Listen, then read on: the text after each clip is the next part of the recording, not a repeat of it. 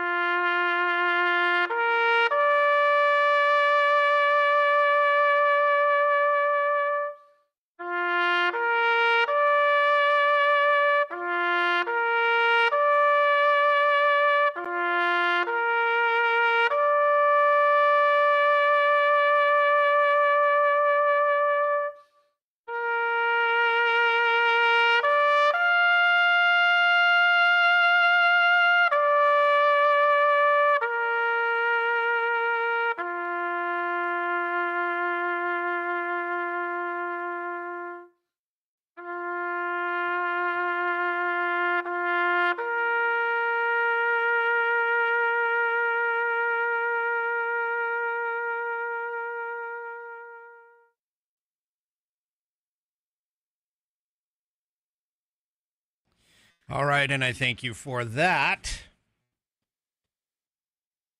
It's 13 service members that did not need to die because Biden wanted to gain some sort of a political win over Donald Trump.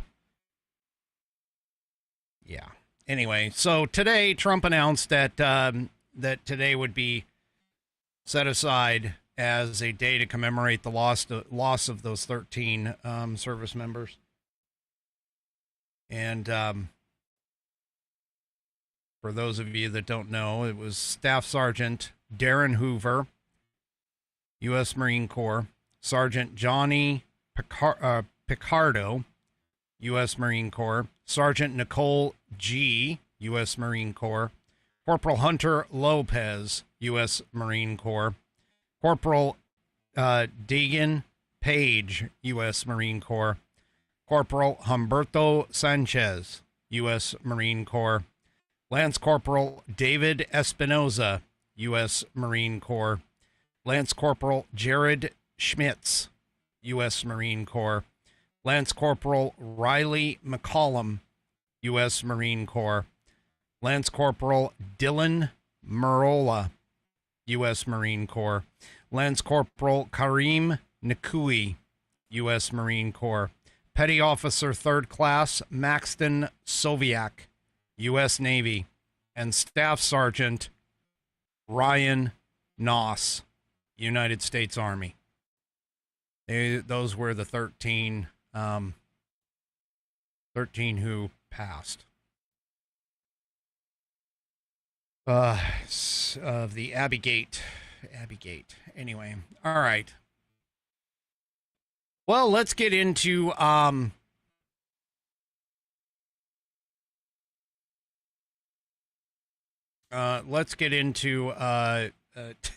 sorry, I got distracted by the couple of the chats that were going on here. Anyway, let's go ahead and get things started off. Tonight we have Fat Paws. Fat Paws is on tap for our Pledge of Allegiance. So if you are of mine, please stand again, remove your hats if you're wearing one like me, And follow along with Fat Paws, Fat Paws, as he recites the Pledge of Allegiance. I pledge allegiance to the flag of the United States of America and to the republic for which it stands, one nation, under God, indivisible, with liberty and justice for all. And, of course, I thank you, Fat Paws, for that wonderful rendition of the pledge. If you would like to hear your rendition of the pledge played here on the program, all you need to do is record yourself reciting or performing the pledge in your style. Take that audio file, video file, whatever kind of file, and get it to me. You can either share it to me, send it via email. I've even had some come in via Messenger. I've had a couple come in via carrier pigeon as well. Anyway, just get it to me. Send it to fans, F-A-N-S, at AmericanPerspective.online. That's fans at AmericanPerspective.online. Our headline sponsor tonight, this being Tuesday, is the Institute on the Constitution. Institute on the Constitution was established in 2004 as a 501c3 nonprofit with one singular mission, and that is to restore the constitutional republic through grassroots education. All courses and materials are developed using primary source documents and taught from the American view of law and government as defined in the Declaration of Independence in the following 3 key points. 1, there is a God. 2, our rights come from him. And 3, the purpose of civil government is to secure and protect our God-given rights. The IOTC offers the opportunity to educate yourself on our most precious founding document, the Constitution of the United States. They also provide tools to educate your community and get involved with local government. Start by taking their free U.S. Constitution course and go from there. Use my affiliate link, iotc.americanperspective.online, to sign up. And while you are there, take a moment to look through their other course material and information. My affiliate link, once again, is iotc.americanperspective.online to get great content to learn about our historical founding and support the show in the process. That's iotc.americanperspective.online. Or if you just want to purchase this fabulous Saddleback, a leather-bound U.S. Constitution to support the show, go to constitution.americanperspective.online. Take a look at this. Got an 1/8 of an inch of Saddleback leather wrapped around pages that are water and tear resistant. Look here, folks, no glue. It's stitched all the way through the leather and the pages contained within. It's got a 100-year warranty against materials and manufacturing defects, such that if you have a problem, you send it back to the manufacturer. They will either fix it or replace it for free. It is buddy tested, buddy approved, Billy tasted, Billy approved. My youngest whiskey warrior has confirmed that the information contained within will help you to study for your civics badge in scouting, as well as potentially even getting your civics exam taken care of, if they still have those. Go to constitution.americanperspective.online to get yours today. And also, don't forget to check out the rest of the Institute on the Constitution's offerings, as they are a fantastic source of information about our great historical founding and Constitution and so on and so forth. And I thank them for allowing me to be a brand affiliate. That's right. Oh, my Whiskey Warrior P1s over on Rumble have all been adding things in to the spiel. That was the actual spiel. Here's some of the added stuff that gets added. 3 Chevy, of course, with his each of the aforementioned books purchased will cause a liberal to have multiple digestive malfunctions at socially inappropriate times. I think he's talking about Eric Swalwell and his gaseous interviews. And, of course, Bonnie talks about sexy rounded corners. She questions whether or not it's in numerical order. I promise you it is. It is in Roman numeral numerical order. And, of course, Buddy Weiser comes in with each page has radial edges to fight bending. I love you guys. You guys are great. All right, so let's talk for a second about the Democrats. they have got some seriously bad news that is floating around. I don't think they're even aware of it, because most Democrats don't think much past what's in front of them in terms of what's, like literally right in front of them. They don't think about what's next. And so, Barb asks over on Facebook, because you'll remember my horse had some problems. So Barb asks over on Facebook whether or not he is doing better. He is actually 100% back to what I would consider his cantankerous normal self. I was feeding him some senior pelleted feed for a while, and making a mash out of it. And then I went and said, okay, well, the mash, he wasn't really all that interested in the mash. So listening to him, I went back. I went to the pelleted feed. Well, he was on the pelleted feed for, I don't know, maybe 2.5 days. And now he's just like, yeah, the only thing I want is hay. So he's he's back to his normal feed and everything else. He actually looks good for his age at 31. I think this bout kind of maybe helped fill him out a little bit, but he ended up, he's back to normal. He's cantankerous. He's still the leader of the herd. And, I know that when it's about his time to go, he's probably going to not be the leader of the herd anymore. And, but anyway, he still pushes the other two around. So that's cool. So anyway, he's, like I said, he's fully recovered. All right, let's get back to the Dems. So the Democrats, have been,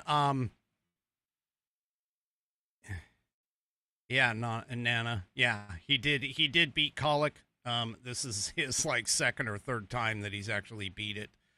The first couple times I was able to avoid a vet visit, but anyway. All right. So the Democrats have got some serious challenges that they have coming up, and all of this kind of makes a lot of sense, provided that you go with the idea that somebody in the Democrat Party is actually paying attention. Because of the fact that Democrats, for whatever reason, they don't seem to think for the next step. Meaning, okay, you've done this, and then what? They don't seem to think past of the part that you're doing this, whatever this might be. And they had a summer connection, or summer conference, I should say, for the DNC, and I've got a little bit of that here in just a few minutes. But the first thing is I want to point something out to you. We may possibly be seeing an actual extinction burst here. And the reason being is because the Democrats, they are not thinking about what the hell happened and why did we have this problem? And why did we lose, I mean, by all accounts, so royally in 2024 against Trump. I mean, he picked up the all 7 swing states. He picked up the Electoral College decisively, and he also picked up the popular vote, which is, not that popular vote really means anything, because it doesn't. Okay, but the Dems seem to think that, hey, if the popular vote, were to count, then yeah, that would be, well, he picked it up. He picked up all 3. And some of the things that they've been counting on, meaning the Democrats have been counting on in terms of the blue wall, meaning the upper states like Wisconsin, Michigan, Pennsylvania, those 3, and Minnesota. I think Minnesota's part of that, but anyway, at least those 3 in particular, Wisconsin, Michigan, and Pennsylvania, they're starting to realize that, well, that blue wall ain't as much of a blue wall anymore. I mean, they used to think that, yeah, we're gonna get this, it's gonna be a blue wall, we're gonna make. Yeah, it didn't happen. They lost it this last election. And so some of the things that they're doing, like getting mad at Texas for redistricting in accordance with the court order from the Biden administration trial that they had, which, by the way, I don't see anybody talking about any of that. I don't see anybody talking about the fact that it was the U.S. versus Texas which caused the redistricting to happen. And so, anyway, they're going through essentially what potentially could be, or at least what we might be starting to see, is what's known as an extinction burst. Now, an extinction burst is a temporary but often dramatic increase in the frequency, duration, or intensity of a particular behavior that occurs when the reinforcement to that behavior is suddenly removed. Okay? And in the best example for this is a child who receives attention for tantrums, and I'm using this example specifically because of the fact that, you know, we're dealing with children and temper tantrums. Anyway, for a child who receives attention for tantrums may have an extinction burst characterized by more frequent or severe tantrums when that attention is no longer on them. And that's what I think we might be looking at and experiencing for all of this. So what am I talking about in particular? Well, first of all, I'm talking about the fact that the DNC's summer meeting shows exactly why the Democrats are in the basement when it comes to their approval rating. Because of the fact that, let's face it, this last election, 2024, was a complete shift. Not only in the vote count, because, you know, counties across the United States, in fact, almost every single county in the United States made a rightward, or what would be considered to be a rightward shift in 2024. And not only that, but the Democrats, like I told you a couple of episodes ago, the Democrats have been leaving their party. The registration for the Democrat Party has been dropping. And Republicans, more voters are registering Republicans. In fact, to the tune of 4.2, 4.3 million, something along those lines, like 4 million plus throughout the entire country.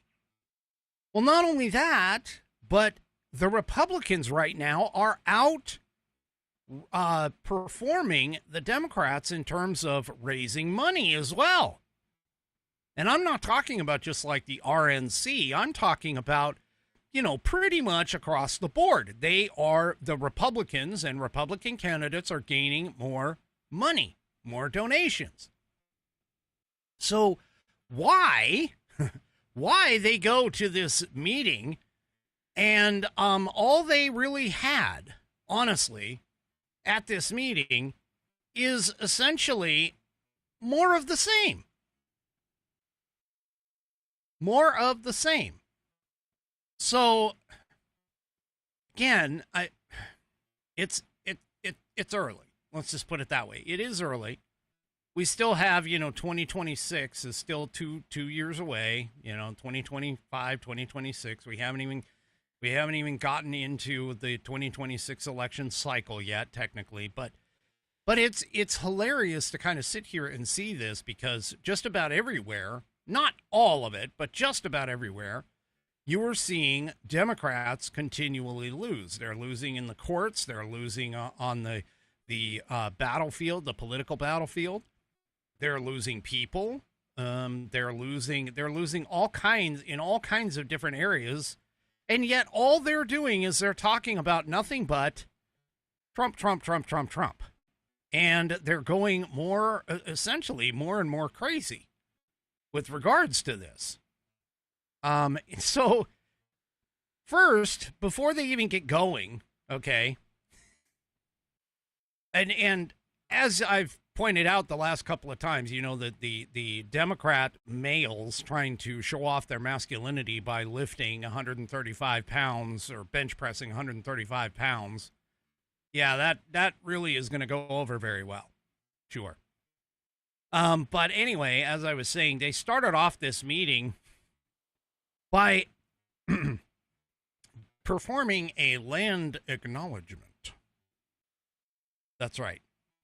They performed a land acknowledgement to essentially recognize that we stole this land. Is that what it is? Well, here in Red State, here, let's just take a quick listen to this.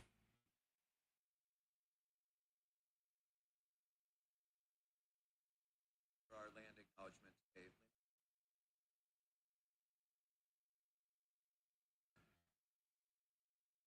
Bonjour, Amik Nindikaz, Amik Dodam, Nachapa Dojaba, and now, good morning, NC members, friends, and let's talk about the land for a second.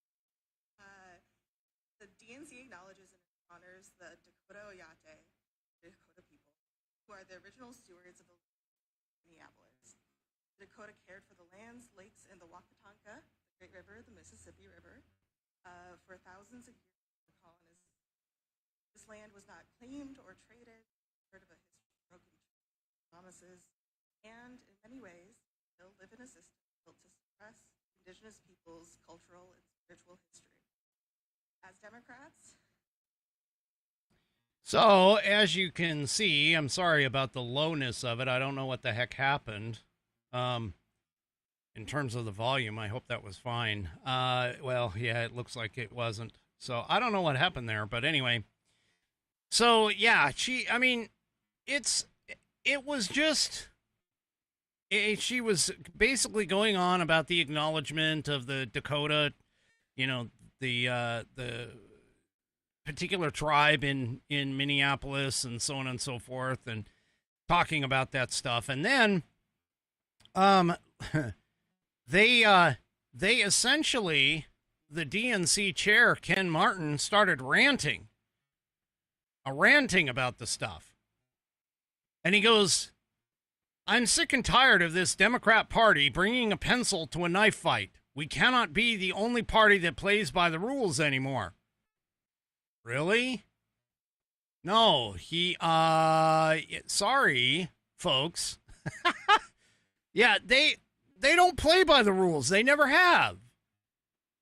Anyway, he continues. He goes, "Well, we've got to stand up and fight. We're not going to have a hand tied behind our back anymore." Really? And then he continues and says, "Let's grow a damn spine and get in this fight, Democrats." Yeah. Right. Like, that's all you guys are for. I mean, you do anything and everything you can in order to cheat, lie, and steal your way into power. So anyway, and they're acting as though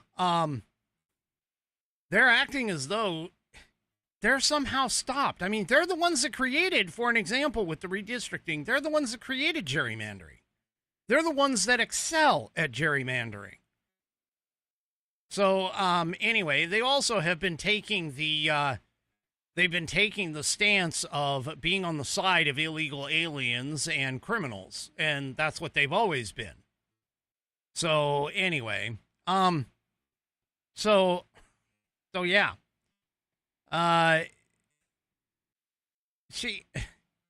Even Amy Klobuchar was talking about, the rejecting the idea of the We Suck Club, which they do. But anyway, she goes, "We're not getting into it. And when they tried to divide us on every single issue online, complaining about each other to each other isn't how we win again. Well, how about dumping your stupid ass far left policies and get back to what the American people really want, which is safety, security, economic stability, things of that kind of nature." Well, anyway.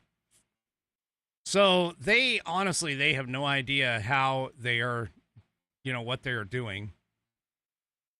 Martin called Donald Trump, and here we go again, a dictator and a fascist, which he has not done either. He's not a dictator and he's not a fascist. He's neither one of them.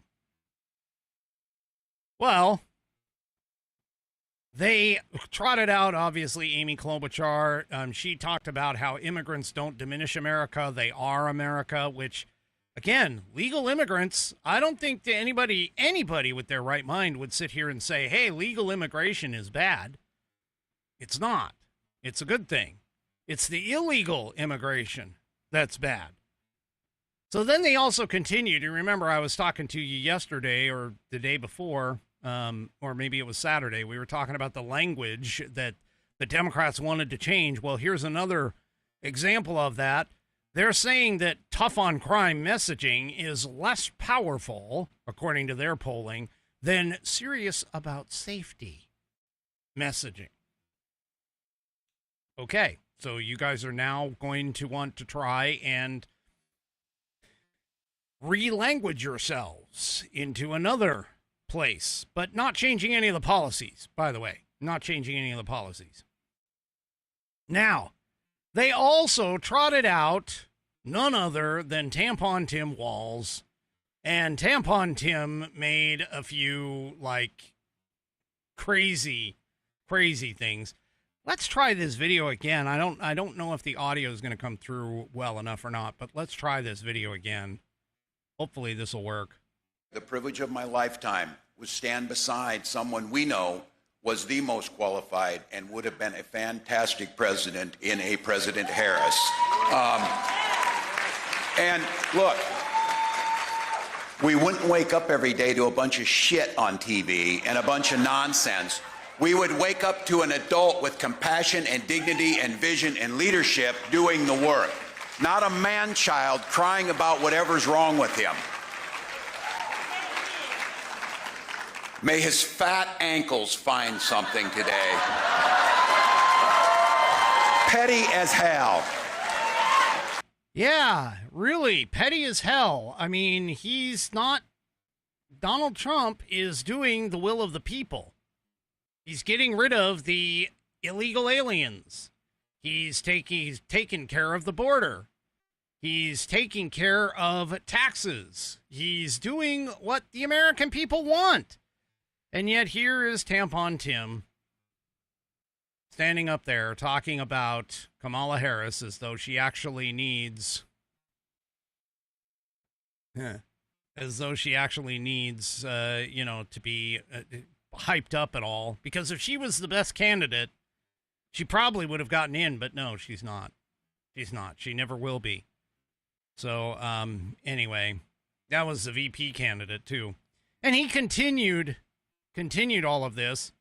He also got in. He got basically into it about this whole thing about a stupid freaking red hat. Yeah. So, okay. So this whole DNC is sure to appeal to, many of the people who voted for Trump. A vast majority may not actually have been, like hardcore mega base. They're not. They were more of the middle of the road Democrats, the ones that basically felt like the party has left them. That the party has left them it's themselves. And it's not just, crazy Tampon Tim on the stage or anything else. And it's not just Republicans who are sitting here like J.D. Vance who are saying, you know what? Democrats, all you need to do to get back in this game is be less crazy. I mean, he literally said that he just suggests to the Democrats, be less crazy. He used those three exact words. Be less crazy. Well, after this meeting, this first day of this DNC meeting, there was a former Democrat strategist, and he was on the Ingram angle. His name is Dan Turrentine. Well, he had some choice things to say about this entire situation day one. Let's go ahead and take a listen. So what do you make of what happened at this event? Laura, you said it. It's the definition of insanity. You just keep doing the same thing over and over again. And as a Democrat, it's maddening that we're still not serious. Like you said it, we haven't lost 4.5 million voters, nor is our brand at a historic low, because we don't fight hard enough. It's because we remain completely culturally disconnected, and we have absolutely no agenda. You said earlier in your monologue, Trump's trying to solve problems. We always offer the 3 Ps. The personal attacks, which you just heard, he's a dictator and authoritative. We argue process. Oh, he shouldn't do this. He's violating customs and norms. Or it's the press, right? It's their job to do it.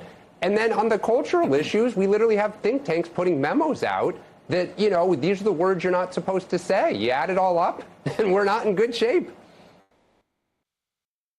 Well, there you have it. They are not in good shape. And it's even their own, I mean, that's coming from their own party, folks. I mean, when you have James Carville, who has been a long-time strategist, Dem strategist, sitting there saying, hey, we've got to get more, you know, incitement or whatever. He was borderline on that. Yeah. These people they are going through an extinction burst or an extinction burst. They are now realizing that, oh my gosh, we've got a problem. Well, another thing that they're doing is they are going and embracing the more left-wing socialist edge of the party.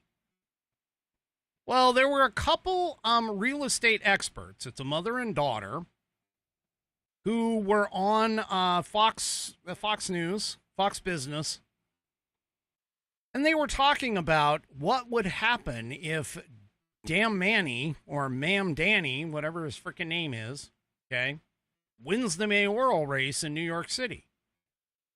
They actually look at this and they are throwing out some warnings and saying, hey, if he wins, there's going to be no building.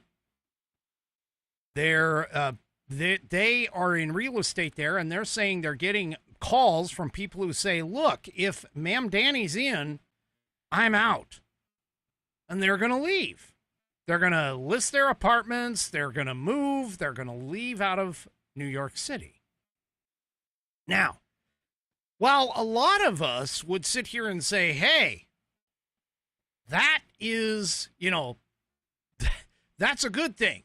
These people leaving, you're looking at it and you're thinking, okay, you know, they're going to be leaving the state. That's going to change things in terms of population, because those of us who understand the population drives things such as the electoral votes that a state gets. Okay. They're sitting here, and these two are real estate people, and they're sitting here and they're basically saying, yeah, Ma'am Danny's campaign, which is centered on making one of the country's most expensive places to live affordable for residents, they're saying that his proposals call for multi-year rent freezes, massive investment in public housing. However, these two people are saying that those proposed rent freezes could bring New York City's housing market to a complete halt. And they noted that they already have clients that are gearing up to leave the city in preparation for the real estate climate under this Democratic Socialist Ma'am Danny. So, one of them told Fox Business, said, look, all of these people are going to go to Greenwich. They're going to go to New Jersey. They're going to go to Florida. They're not going to be here. So, yeah. Now, keep in mind this migration, which has been happening for quite some time now. This migration has also people going to like Texas and Florida, low tax states. People are from California in particular, I should say, are flocking to Las Vegas, Nevada, according to these two. So there's a lot of movement that is potentially going to happen in the very near future, depending upon how politics goes. And we all know about Texas and its redistricting, which it just completed. We all know about California trying to get Proposition 50, I think it is, on the ballot to redistrict their already gerrymandered state, redistrict. But a lot of people don't understand that there is other states that are also going through redistricting and are having some challenges. So there's a state court judge in Utah who ordered lawmakers yesterday to redraw the state's congressional districts in time for next year's midterm elections, ruling that the maps approved by the legislature were unlawfully gerrymandered to benefit Republicans. So this is yet another state, because Missouri also had a problem with theirs. Theirs was talking about racial lines. So we're starting to see, I believe, a shift, especially in the courts, by leftist judges that these decisions are going to perhaps bite them in the ass, pardon my French, because they're trying to prevent the Republicans from basically staying in power. Yet at the same time, again, like I said in the beginning of my monologue, they don't think about, and then what? So they're now trying to get these maps redistricted, redone, in such a way that maybe it's not a balance over to the Republican side, when they themselves have been doing it for how long, however long, that they've been doing the gerrymandering. Well, here's the problem. They might run into a brick wall on this. All this motion of gerrymandering may not actually matter, or at least not matter as much as what the Democrats seem to think it's going to. Now, there was a piece in the New York Times, and here it is. There was a piece in the New York Times how the Electoral College itself could actually tilt further from Democrats. Do you know that whole thing that I was just talking about with Ma'am Danny and all of these people who are leaving places like New York and California? And we've already identified that they miscounted in 2020. And so places like Texas and Florida were misrepresented. Well, now they're starting to take a forward look at if, and this is the New York Times, so keep in mind, this is a warning. This is a shot across the bow of Democrats. Hey, Democrats, wake up. They are looking ahead to 2032. Now, they are making some assumptions here. They're assuming that because somebody moves out of a blue state, that they are likely going to vote red instead. They're moving out of these states and they're going to some of these other states. But here's the thing, is that they're starting to realize that, well, we could have a bit of a problem here because of population that shifts the electoral college votes. And as of right now, they're looking at in the next decade, Texas picking up 3 electoral votes, Florida picking up 2 electoral votes, Utah and Idaho each picking up 1. Those gains, they say, are going to come from places like New York and California, where New York is going to lose 1 electoral vote by 2032 and California minus 3. They also think that Pennsylvania and Minnesota, they're estimating, are going to lose 1 each, even though Minnesota and Pennsylvania are still kind of considered purple states. They also are saying, and again, this is the New York Times, they're also saying that the blue wall isn't as solid as what it used to be, and that it's very likely that you could see some scenarios where not winning the blue wall states, or even if you did win the blue wall states, you're still going to have problems.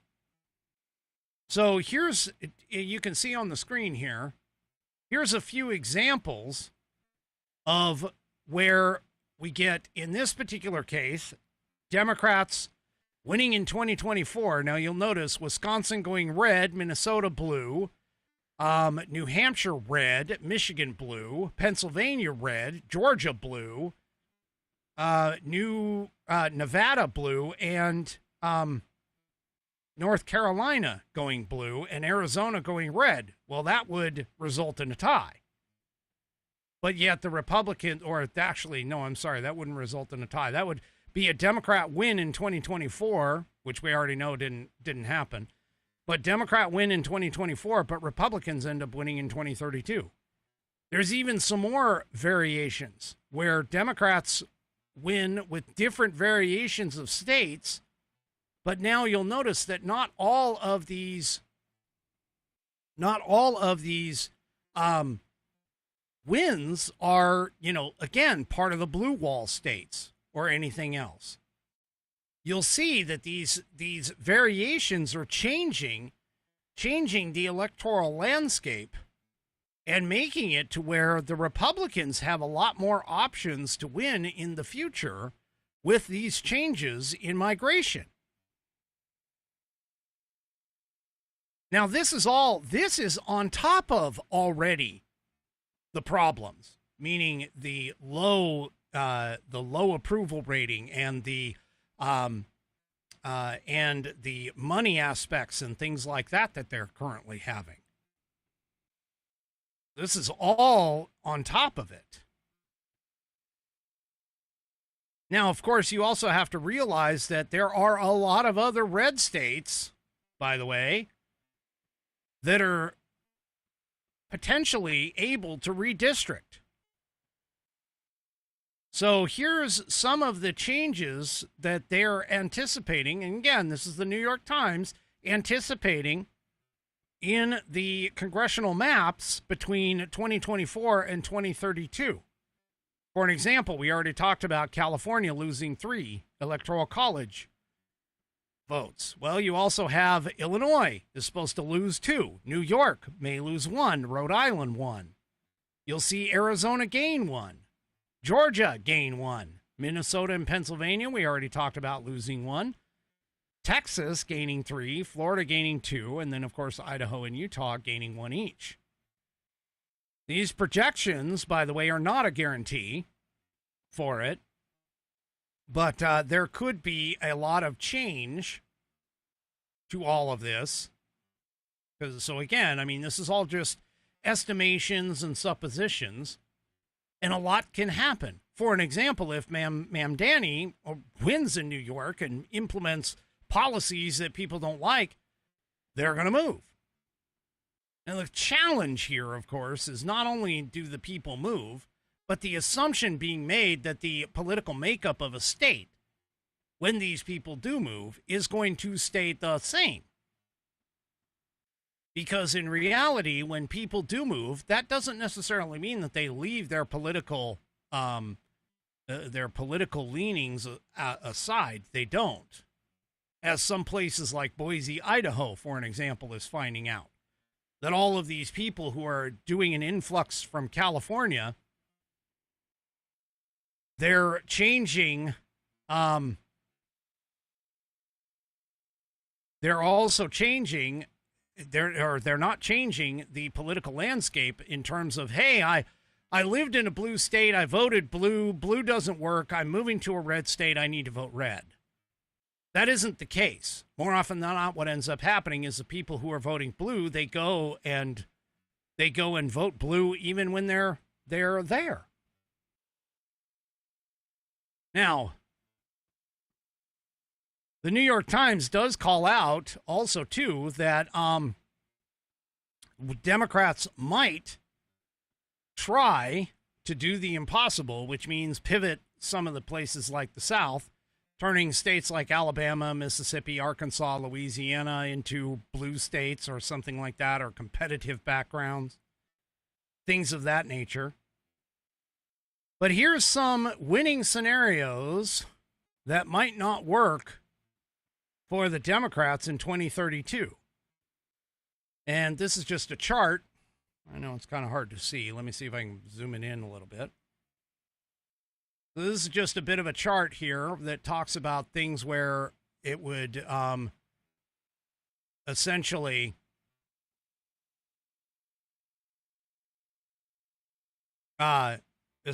go through and have some electoral vote changes.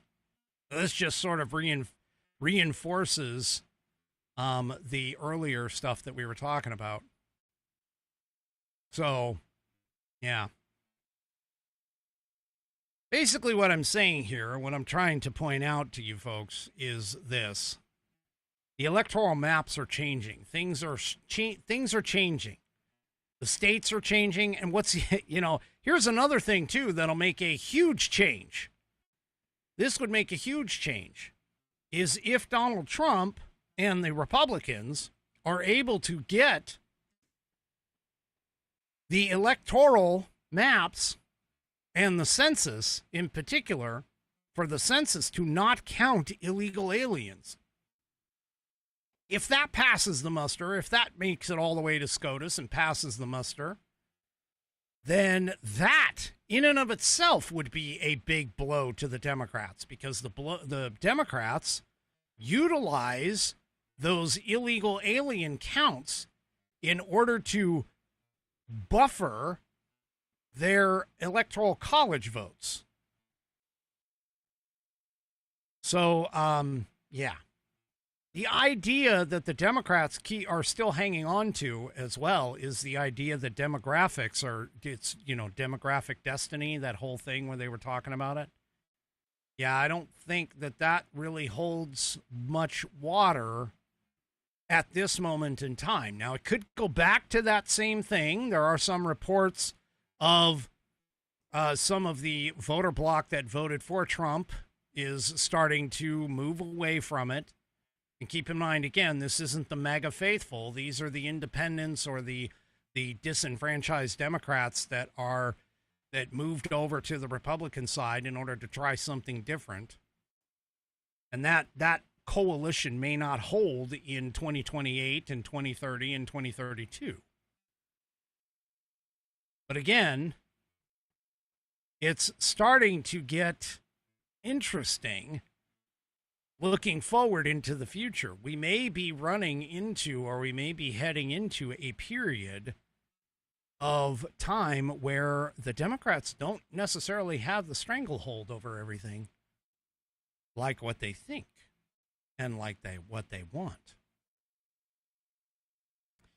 All right, let me get an ad read in here real quick before I move on to my next topic.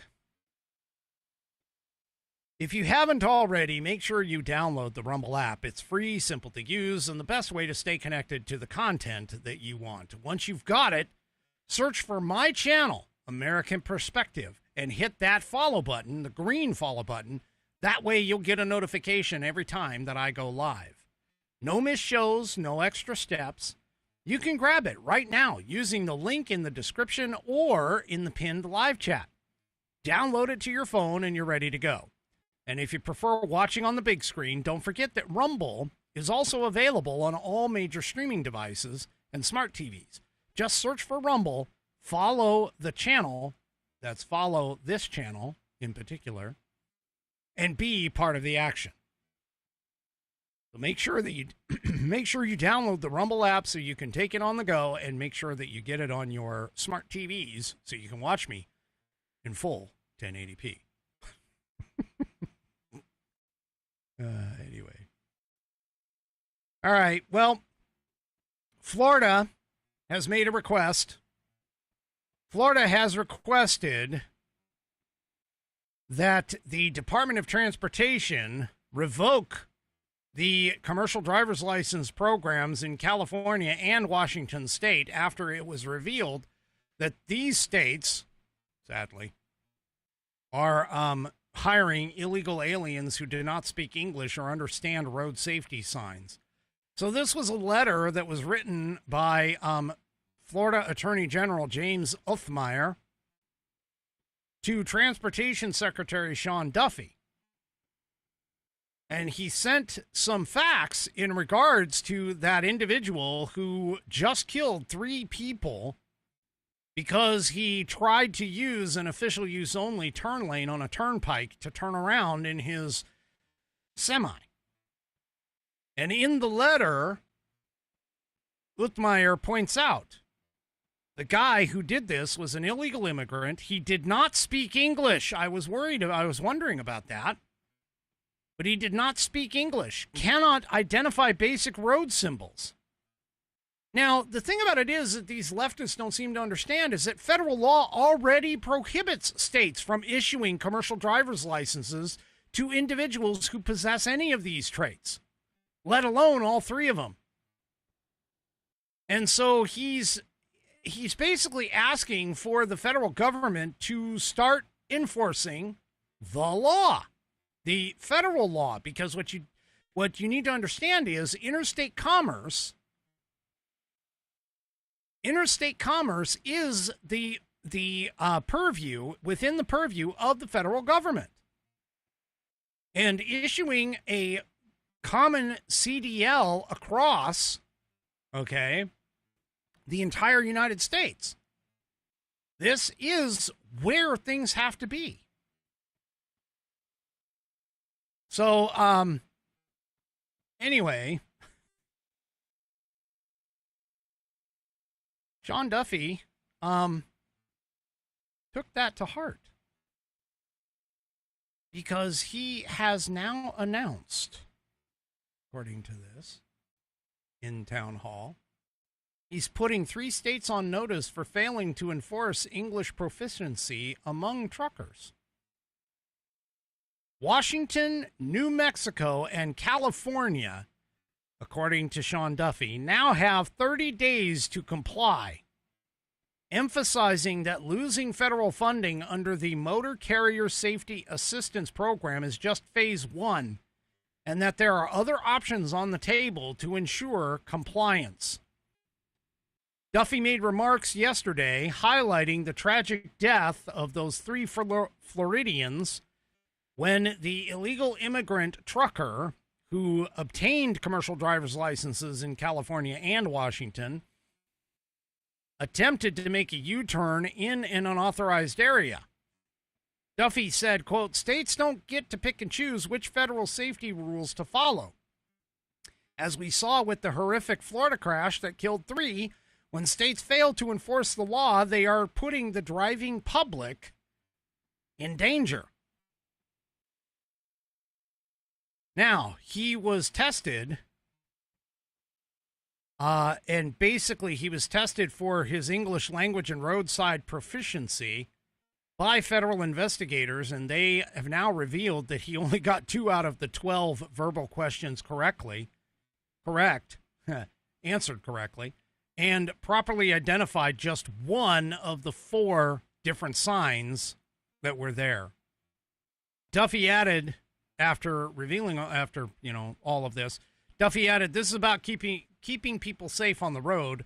We all use the roadway, and we need to make sure that those who are driving big rigs, semis, can understand the road signs, that they've been well trained, and that they are stopped, and that when they're stopped by law enforcement, or if there's a crash, they can effectively communicate.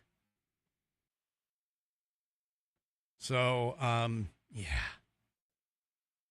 Now, I can tell you right now that the left and the leftist morons who are backing all of this up in terms of the trucking industry, they've been, especially on Facebook, man, there's a couple of them. I don't know how I ended up, probably because I commented on their posts. But I see them all the time. They're all talking like, hundreds of trucks just got, all these people are out of work now. And they're trying to make it sound like this is going to be a problem for the American people. And while I admit, yes, there is going to be a challenge, probably a workforce reduction, but in reality, when demand starts going up and supply is going down, that's a good thing. Anyone who studies Econ 101 understands this. It'll be good for the truckers, the American truckers. It'll be good for any of the non-American truckers who can actually speak English and can do things properly, and it will help the industry as a whole. See, there's reasons why these laws are in place, like I attempted to tell you a few episodes ago with the airline industry. Every pilot must pass an English proficiency exam before they can fly, because everybody in the international community speaks English. So, why shouldn't it be the same for commercial driver's licenses? Well, it looks like the federal government is actually going to start doing its job. Personally, I hope Washington and California and the other one, which passes at New Mexico, just hands them out like candy. And again, this is part of the reason why I keep telling you folks, we need to stop with using the driver's licenses as proof for voters. Voting ID should only be your passport or some other federally issued ID. But all of that being said, I'm glad and I hope that Washington, New Mexico, and California get slapped hard for that, basically that BS. It'll probably go to the Supreme Court, but I'm sure that that's the case. Which, speaking of the Supreme Court, I don't know if anybody saw this, and this is probably going to be my final story for the night. But I don't know if anybody saw this, but two Supreme Court justices issued a scathing warning to the lower courts that are seeking to subvert the high court's rulings amid these ongoing lawfare battles that are going on. So, Justice Gorsuch and Kavanaugh, which I'm kind of surprised about the two of them, but they both criticized the lower courts for flouting the Supreme Court's authority. They said lower court, this is Gorsuch, lower court justices or judges may sometimes disagree with this court's decisions, but they are never free to defy them. Now, he said this in an opinion last week regarding the allowing Trump to cancel nearly $800 million in research grants. That was joined also by Justice Kavanaugh. So, yeah.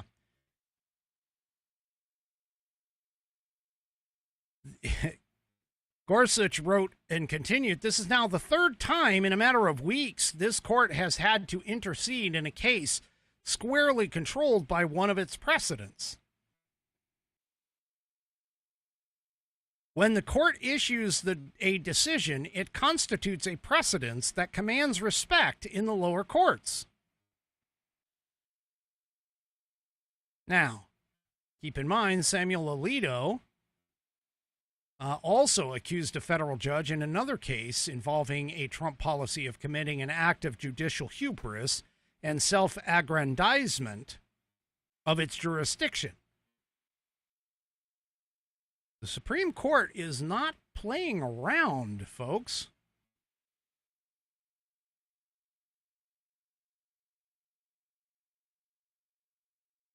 It's not playing around.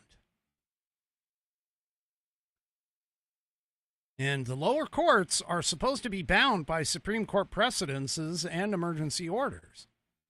And there have been several instances here recently where district and circuit courts defy or evade these rulings. For an example, Judge Brian Murphy, who is the U.S. District Court for the District of Massachusetts, issued a preliminary injunction against Trump's administration policy of deporting illegal immigrants to countries they do not come from. Judge William Young, who was with the same court, ordered the Trump administration to revive canceled grants to the NIH and other entities that employ DEI policies.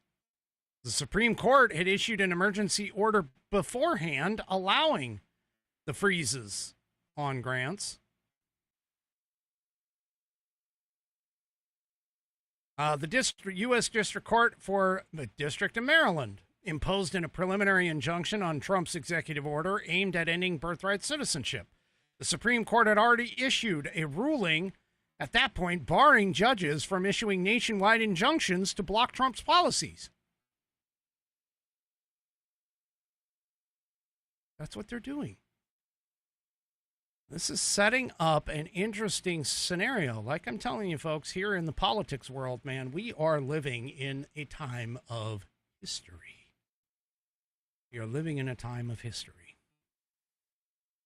All right, folks, that is it for me for this evening. Do me a favor, if you haven't already, head on over to rumble.com, get yourself an account. It is free. And once you are signed up and signed in, make sure you search up the American Perspective channel and hit that green follow button to get notified every time I go live.